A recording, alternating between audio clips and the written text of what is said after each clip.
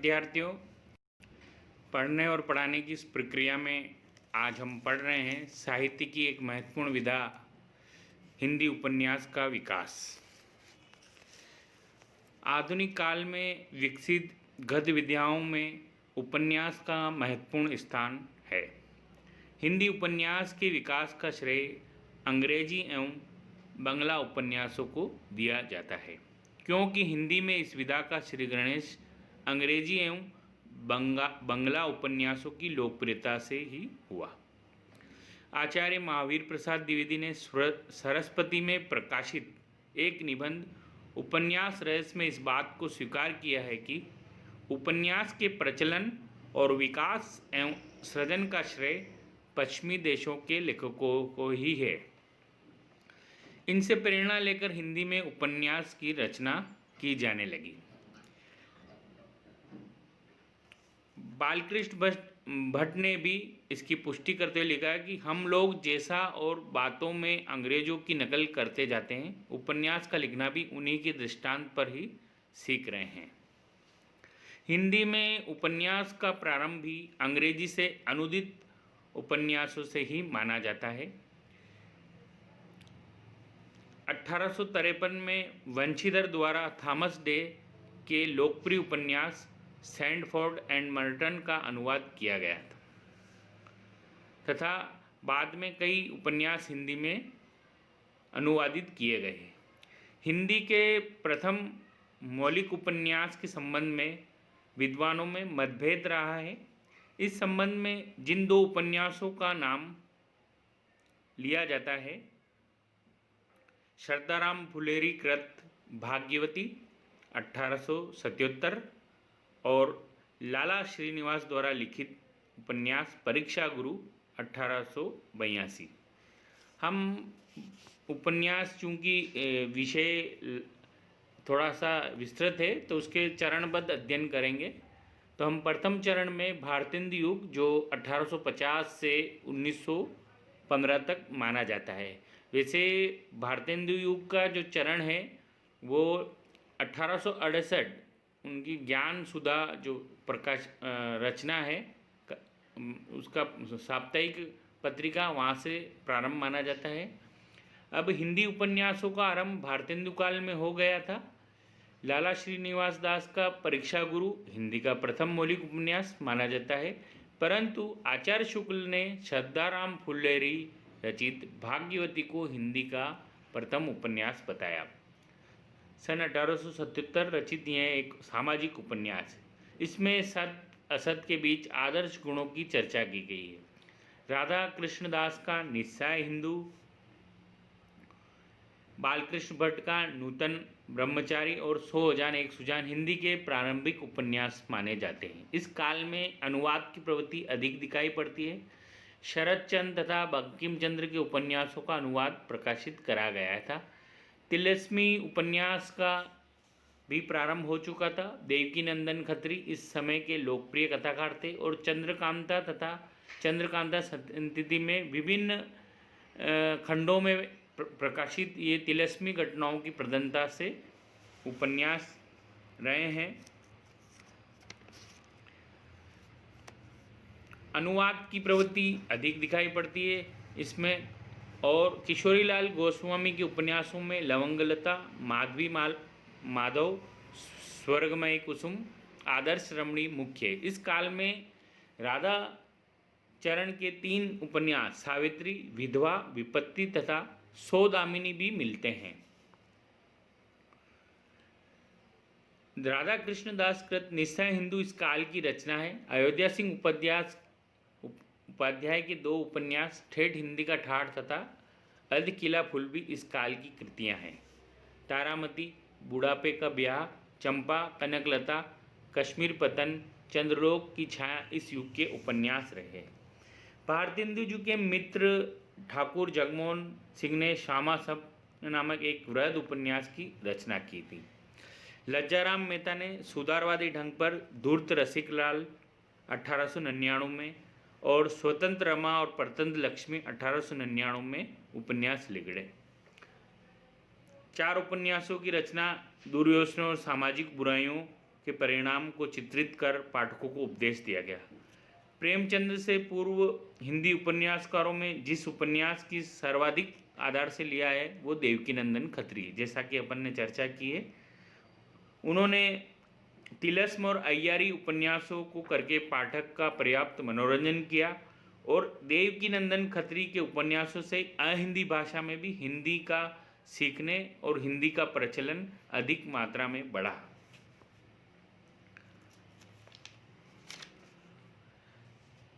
साहित्यिक दृष्टि से शायद वे उच्च कोटि के न रहो, लेकिन पाठकों को बांधने में जो शक्ति उसकी बेजोड़ है। खत्री जी के उपन्यासों की ये विशेषता रही है। जासूसी उपन्यासों का हम देखें तो गोपाल लाल गहमेरी को दिया जाता है। वे अंग्रेजी के जासूसी उपन्यास से हिंदी में सरकटीलाश, जासूसी पर जासूसी, गुप्त भेद और जासूसी की अय्यारी आदि ऐसे उपन्यासों का लिखा। किशोरीलाल गोस्वामी जिंदे की लाश, तिलस्मी, शीशमहल और लीलावती और याकूत तख्ती आदि उल्लेखनीय उपन्यास मिलते हैं। भारतेंदु में जो उपन्यास थे विषय तो उनका सामाजिक ऐतिहासिक रहा और जयराम गुप्त, किशोरीलाल गोस्वामी, ब्रजनंदन सहाय और मिश्र बंधु ऐसे उपन्यासकारों ने भारतेंदु मंडल में हिंदी उपन्यासों की रचना की। द्वितीय चरण है प्रेमचंद युग। प्रेमचंद युग 1916 से 1936 माना जाता है। हिंदी उपन्यासों के प्रथम चरण में लिखे गए उपन्यासों का प्रधान उद्देश्य मनोरंजन एवं समाज सुधार रहा था।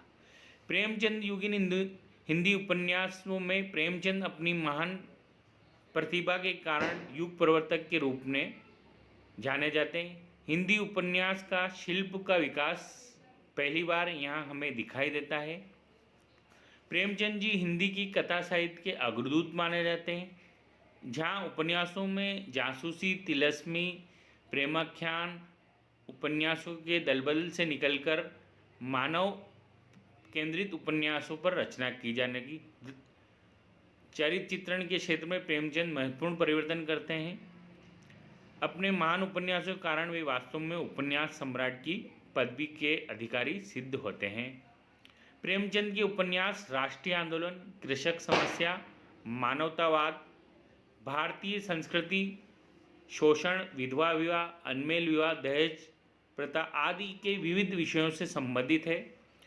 आचार्य हजारी प्रसाद द्विवेदी ने प्रेमचंद का मूल्यांकन करते हुए लिखा है कि प्रेमचंद शताब्दियों से पददलित, अपमानित और उपेक्षित कृषकों की आवाज़ थे। अगर आप उत्तर भारत की समस्त जनता के आचार विचार, भाषा भाव, रहन सहन, आशा आकांक्षा और दुख सुख और सूझबूझ जानना चाहते हैं तो प्रेमचंद से उत्तम परिचायक आपको नहीं मिलेगा।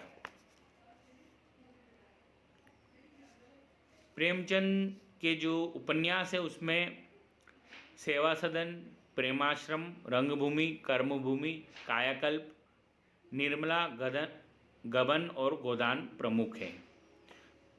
प्रेमचंद ने हिंदी कथा साहित्य को मनोरंजन से उतारकर उसे जीवन के यथार्थ से जोड़ने का श्रम किया था। सेवा सदन के प्रकाशन के साथ ही हिंदी उपन्यास की नई दिशा प्रारंभ मानी जाती है। निर्मला, गोदान, रंगभूमि आदि प्रेमचंद के उपन्यास रहे हैं। कला की दृष्टि से सेवा सदन प्रेमचंद जी का पहला प्रौढ़ उपन्यास है। इसमें उन परिस्थितियों पर विचार किया गया है जिनके वशीभूत होकर समाज की कुछ वधुएं वेश्या बनने को बाध्य है। प्रेमाश्रय में एक भारतीय किसान की दरिद्रता की समस्या है। निर्मला दहेज तथा वृद्ध विवाह के दुष्परिणाम का उद्घाटन करती है। रंगभूमि इनका सबसे बड़ा उपन्यास है। इनका नायक अंध सूरदास घटना स्थल काशी समीप गांव पांडेपुर है। गबन में दिखाया गया है कि अत्यधिक आभूषण प्रेम गृहस्थ जीवन का किस प्रकार ध्वस्त कर देता है।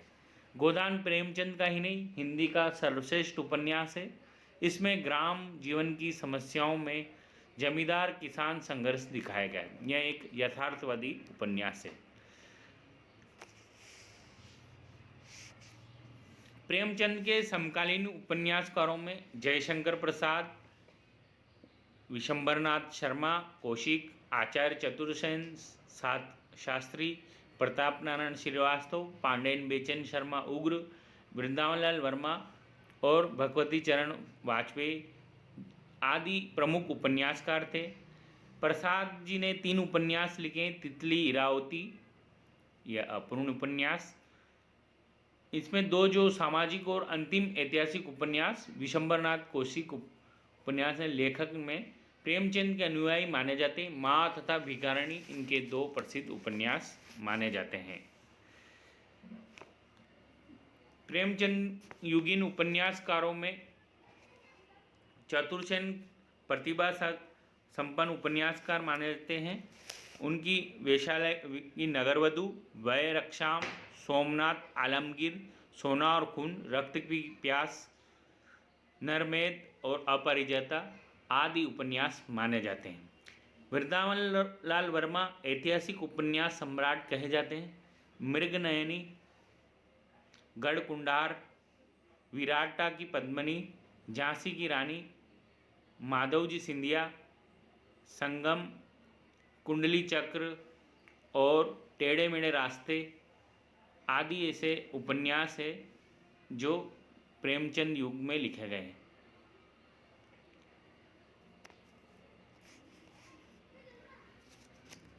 वृंदावनलाल वर्मा जहाँ ऐतिहासिक उपन्यास की रचना कर रहे थे, वहीं सूर्यकांत त्रिपाठी निराला ने भी कुछ उपन्यास लिखे हैं। अप्सरा, अलका, निरुपमा, प्रभावती और कुल्ली भाट। संक्षेप में प्रेमचंद युगीन उपन्यास में विषय वैविध्य एवं शिल्पगत नवीनता दिखाई देती है। उपन्यासकारों ने एक ओर तो सामाजिक समस्याओं को अपने उपन्यासों का विषय बनाया, तो दूसरी ओर ऐतिहासिक कथानकों पर नवीन दृष्टि से विचार करते हुए मनोरंजन, सुरुचिपूर्ण और उपन्यासों की रचना की। इस समय तक हिंदी उपन्यास का क्षेत्र व्यापक हो गया था और वह मानवीय संबंधों को उजागर करने वाला एक महत्वपूर्ण दस्तावेज बन गया था। राजनीति, सामाजिक, ऐतिहासिक और मनोवैज्ञानिक उपन्यासों की रचना इस समय के उपन्यासों में हम पूर्णतया देखा जा सकता है। तो प्रेमचंद युग में हिंदी उपन्यास की जो आधार भूमि है, वो पृष्ठभूमि पूर्णतः एक व्यापक धरातल पर विस्थापित हुई, जो आगे के काल में उसी की पृष्ठभूमि से उर्वरक लेते हुए आगे के उपन्यास आधारित है। नमस्कार विद्यार्थियों।